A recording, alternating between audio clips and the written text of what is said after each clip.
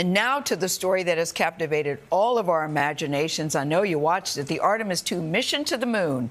This is a look inside mission control this morning as the 4 astronauts are getting ready to loop around the moon.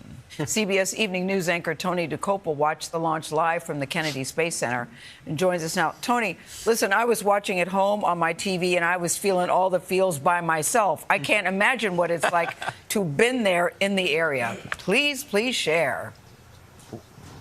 We felt it, Gayle, on multiple levels. It was beautiful to see, and it was strangely emotional. Those 4 astronauts now, they are up there, and they have just woken up aboard the Orion space capsule. And you can't make history without a little inspiration. So every day they'll be waking up with music, usually a song sent to them by their loved ones. And today's song was Sleepyhead by a band called Young and Sick, a band that probably just got a little more popular today.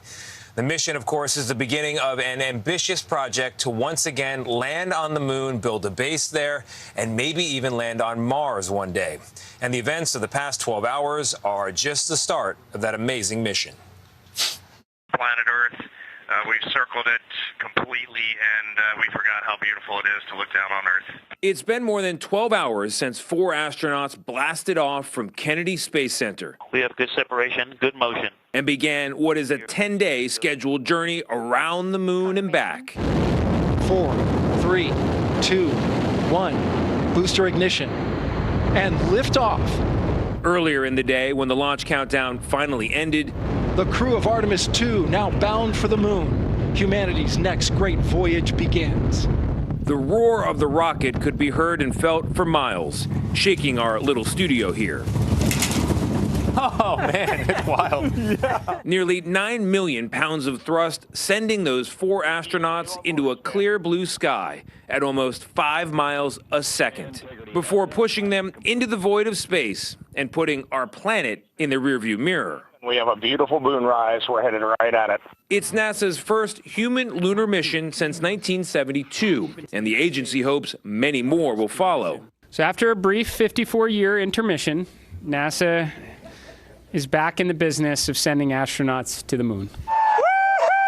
Back on the ground, cheers as hundreds of thousands of awestruck spectators watched every second unfold.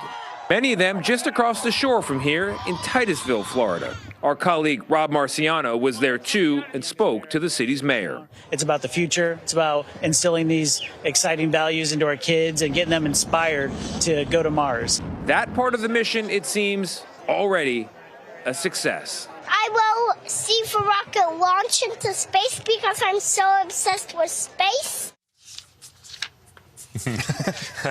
We're all that little guy right now. That is astronaut Jack. I think he'll be dressing as one for Halloween as well.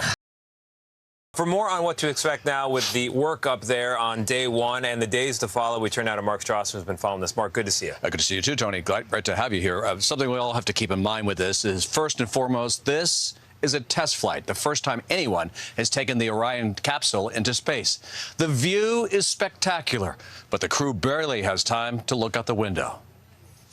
Great flying with you, Houston. Late last night, Artemis II pilot Victor Glover took manual control for the first time. Just the beginning of the crew's intense, highly scheduled 24 hours of systems testing and engine firings. It's just 24 hours of intense work. Reed Wiseman, the mission commander, told us it would be a crazy first day. We are going really far away, and that one 24-hour orbit gives us time to check out all of our environmental control life support systems. Can it scrub our carbon dioxide? Can it keep us alive? Can we drink water? We've got to go get those things tested before we press out to the moon. 90% of this Orion capsule's life support system has never been tested before in space. The systems we're most focused on are the CO2 removal systems. Jeff Radigan is the mission's lead flight director. From Mission Control in Houston, he talked to us about CO2, carbon dioxide, a toxic byproduct of respiration. Orion has systems designed to scrub it from the crew's sealed cabin. In order to go to the moon, our CO2 scrubbing systems absolutely have to work. We can't go to the moon without them. That's a deal breaker. It is a deal breaker. NASA managers will meet later today for a critical decision, whether to approve sending the crew out of Earth orbit and off to the moon. It's the TLI engine burn or translunar injection. After TLI, the crew's committed. They're days away from Earth if a major problem develops. There's always a few hours to Earth from the space station in your escape vehicle. And this mission, there will be points in the mission where we could come back in hours, but there may be days. Sometime this afternoon, we'll learn whether this mission turns into a true moonshot. If NASA gives the green light, the crew will spend the next 4 days heading to the moon. It's a big deal. Yeah. Mark, thank you very much. Appreciate it. Back on Earth, Houston's mission control is in command. Here's a look at what's happening inside there. For the rest of this journey, this team will communicate with the astronauts, send commands, and monitor the flight. They are so on top of this.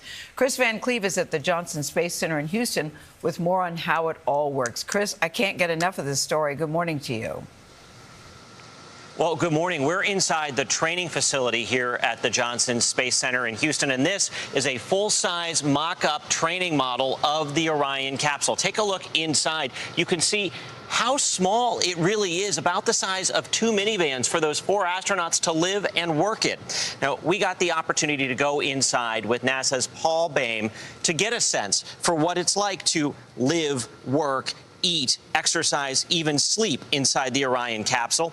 Also here in Houston is mission control. As soon as the Artemis rocket started moving and left the launch pad, command and control switched from Florida to here at the Johnson Space Center in Houston. That handoff was seamless. Once Orion reached space, the mission shifted to a series of carefully timed system checks to make sure everything is working right, and when it isn't, then they would try to fix it. That includes the toilet, which the crew said was giving a blinking fault light. They were able to fix that overnight, which is good because you can't call a plumber in space, of course. Now, soon, there's going to be another burn of Orion's engines, and that's going to lift the orbit, which sets up a really crucial phase of this mission for as soon as this evening. That's the translunar injection burn.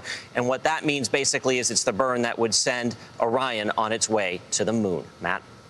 Chris, can't get over how cramped that capsule is. Thank you.